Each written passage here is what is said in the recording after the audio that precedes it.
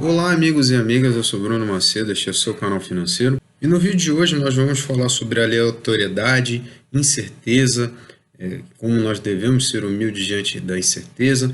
Vamos debater aí o episódio que aconteceu aí na bolsa de hoje relacionado ao coronavírus e vamos refletir sobre tudo isso. A gente vai fazer isso após a vinheta.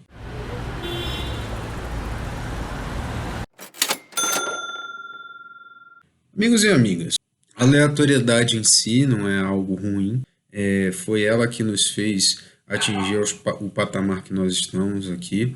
Afinal de contas, se fôssemos todos de forma homogênea, idênticos, nós não iríamos conseguir nos superar e a evolução realmente foi aí a natureza selecionando características mais fortes, mais resilientes com o passar do tempo. Tá? Então, a aleatoriedade da distribuição dessas características, né, é essencial, sendo que aquelas que são mais fortes permanecem e as ruins param. Então, primeiro ponto que eu gostaria de falar com os colegas é momentos como o de hoje, de quedas aí, no caso, em razão do coronavírus, que alguns suspeitam que seja tem um potencial mais nocivo do que ele de fato tem e que isso pode afetar o mercado chinês, interrompendo lá a circulação de pessoas. Isso pode ter uma conotação mais grave ou ela pode ter tido uma conotação meramente passageira e os efeitos terem acontecido só hoje. E por que a gente fala isso? Porque o primeiro ponto é que justamente por haver aleatoriedade, existe também a incerteza pelas coisas não seguirem um padrão, por não haver uma regra determinada de como viver a sua vida ou como as coisas devem acontecer, é que a gente não deve fazer padrões mesmo e não deve e não deve querer tentar adivinhar o cenário. Agora vai começar o bear market, já vi lá a gente colocando Corona Bear, né? Não tem como a gente saber se amanhã vai haver recuperação, não tem como a gente saber se a queda foi só hoje. Mas justamente por a gente não saber, justamente por haver aleatoriedade, que nós devemos ter cautela, nos proteger primeiro ao invés de buscar o lucro, ao invés de buscar o retorno. Tá? O retorno em segundo prazo é o que eu vivo insistindo aqui. Se você se protege adequadamente, se você tem uma carteira cautelosa, se você segue princípios antifrágeis, que eu comentei aí em alguns vídeos, fiz até uma aula, 1 hora, falando sobre esse assunto, poderia falar bem mais, porque tem muito conteúdo sobre isso, do livro do Mandelbrot, do Spitznagel, do Nassim Taleb. A gente poderia falar muito mais sobre isso, mas basicamente, não por não podermos prever como as coisas vão acontecer, nós devemos nos preparar para os mais variados cenários. Então, que isso possa ter servido de alerta, os colegas aí 100% renda variável. Se você não se encaixa naquele perfil de tranquilidade, de lidar com incerteza, de passar por dias de quedas como esse, reveja o seu perfil, verifique se você realmente se adequa a essa estratégia buy and hold. Porque a buy and hold é uma boa estratégia, mas não é uma estratégia que se adapta ao psicológico de todos. E mesmo que você seja buy and hold e se adapte a essa estratégia, reveja aí seu posicionamento para ver se não é viável ter uma reserva um pouco maior para te dar tranquilidade. Não expor todo o seu patrimônio, afinal de contas, nunca se sabe quando você vai precisar desse dinheiro. Hoje você não precisa, mas pela vida ser aleatória, em algum momento você pode ser forçado a vender determinado ativo porque você tem uma reserva muito exígua, né? Eu tenho uma reserva de 6 meses aí do meu patrimônio, mas às vezes você pode precisar de mais. Então, assim, em momentos de euforia é bom fazer reserva, em momentos de cautela é bom fazer reserva. Quanto mais reserva você tem, mais tranquilidade você tem. Mas aí eu estou deixando de ganhar. Esse, na minha opinião, é um pensamento adequado. Você tem que primeiro pensar em não perder, como o Warren Buffett fala, né? Não perder dinheiro. E depois pensar em ganhar. Eu vi alguns colegas falando, o rico entra para ganhar, o pobre entra para não perder. Eu acho equivocado. Na verdade, o rico não quer perder, né? O rico inteligente não quer perder. O pobre arrojado, às vezes, ele quer ganhar sem muito critério, né? Os ousados, aí a gente pode dizer que querem entrar para ganhar a qualquer custo. Mas os ricos mesmo, aqueles que têm sabedoria, que se mantêm ao longo do tempo, eles muitas vezes são mais preocupados em manter o seu capital do que expandi-lo. Afinal de contas, né, chegando numa determinada ponto da sua vida, que você já tem tanto dinheiro que você não precisa mais se expor aos riscos, por que você vai se expondo? A maioria do pessoal aí que fala de finanças pessoais fala, chegou num determinado ponto, atingiu a liberdade financeira, para que você vai se expor tanto? E aí as pessoas vão reduzindo gradativamente sua exposição. É uma corrente natural isso aí, né? Já tenho o que eu preciso, não preciso ficar apostando mais. Então a gente fala do Buffett, o Buffett tem caixa, né? Eu já ouvi dizer que o Buffett ele vende puts, no sentido de que aí ele determina o preço que ele quer entrar vendendo a put, assim que a put dele é exercida, ele entra naquele ativo ao preço que ele determinou, né? Se o put está lá R$ 50 e o ativo está 55, se o ativo cair 55, a put dele é exercida, ele entra, perdão, cai de 55 para 50, ele entra nos 50. É uma estratégia que ele tem, por exemplo. Então, assim, o Buffett se utiliza de opções, mais dessa maneira que eu ouvi falar, não ouvi falar dele fazer grandes estratégias, mas o Buffett tem opcionalidade, né? O Buffett tem empresas de seguro, o Buffett tem caixa, né? Opcionalidade, né? Opcionalidade não se limita a opções, opcionalidade se estende a todo tipo de opções que você tem na vida. Ou você ter o dinheiro, ou você ter o papel, ou você ter o imóvel. Isso te dá opções. A diversificação te dá opções. A centralização tira as opções, porque você concentra, né?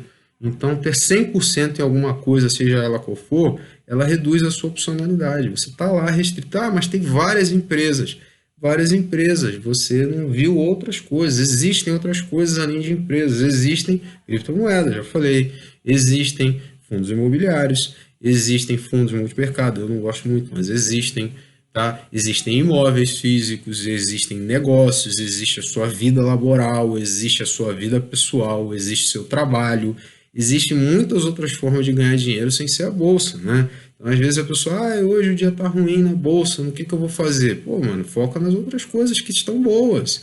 Tem dias que não dá para operar, porque você não está bem, ou porque a bolsa não vai bem, você vai olhar lá, vai fazer alguma coisa. Então, tenha opcionalidade na sua vida, limite, seja humilde diante da incerteza, não tente prever cenários, mas não seja arrojado a ponto de apostar tudo o que você tem só porque você se garante no longo prazo. Tenho que lembrar isso para os colegas, mas longo prazo podem ser anos, não dias.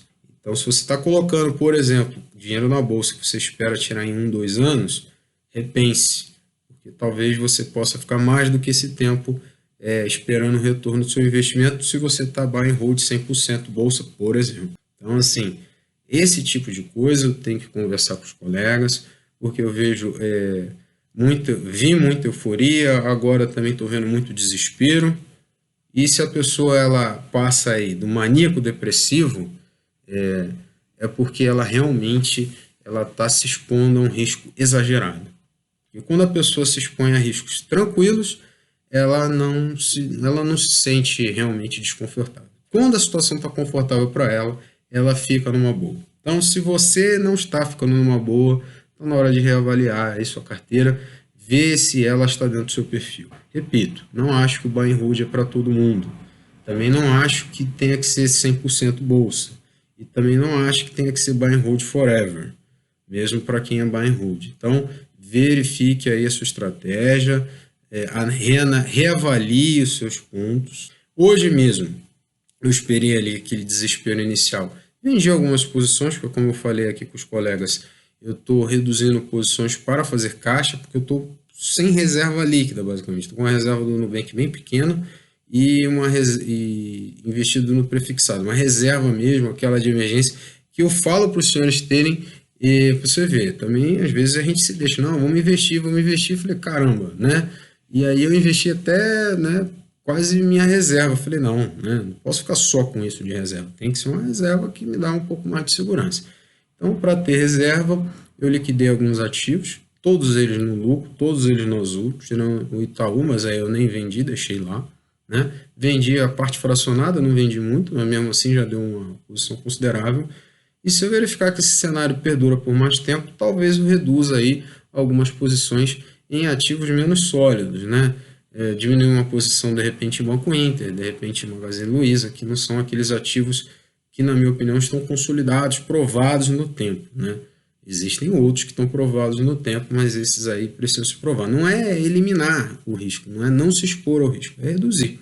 Inclusive, olha que coisa interessante, né? Comentei com os senhores sobre a put, com preservação da carteira, e né, não esperava nem que ela tivesse retorno esse mês, justamente porque a bolsa em alta, altas uma atrás da outra, e já hoje ela já está tendo um retorno, já está se valorizando, não o suficiente ainda que vá me justificar vendê-la, até porque ela está como proteção da carteira, mas a put que eu comprei já deu uma boa valorizada. Teve colegas, inclusive, que pegaram puts mais próximos do strike, que já tiveram lucro de 100% e já realizaram parte da sua posição, porque a ideia é realizar parte porque ela é um seguro, então teria que comprar os seguros mais à frente. Então, a ideia do seguro que a gente sempre fala assim, nunca vou precisar, porque não vai cair, se cair eu seguro.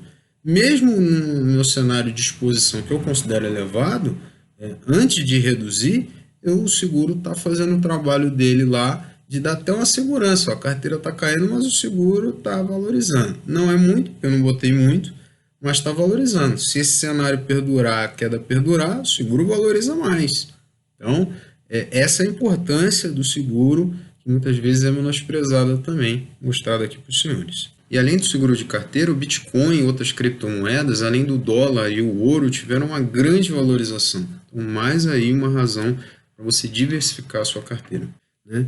Então, esse bate-papo aí era basicamente para trazer esse alerta para os colegas, para que vocês possam ter essa paz de espírito, essa tranquilidade e que vocês evitem de se expor a riscos desnecessários. Tá bom? Então, se você gostou do vídeo, peço que deixe seu like, se inscreva, aperte o sininho para receber notificações, visite as redes sociais e também deixe seu comentário aqui dizendo o que você acha do que eu falou, o que eu posso melhorar, etc. e tal. Também deixo o convite para conhecer os produtos parceiros, os meus e-books, o Guia Rápido Mercado, as 6 dicas para atingir a independência financeira, a planilha de controle de ativos do Divino Júnior para controlar seus trades, seu orçamento, investimento em renda fixa e variável, ter uma mão na roda na hora de imposto de renda, grupo privado, seu canal financeiro, com lives, conteúdos exclusivos, grupo do Telegram, grupo do Facebook e algumas dessas apostilas que eu falei, e também o canal da minha esposa, o seu canal emocional, onde você pode ter dicas de controle emocional para gerenciar não só o seu relacionamento com o mercado de investimentos,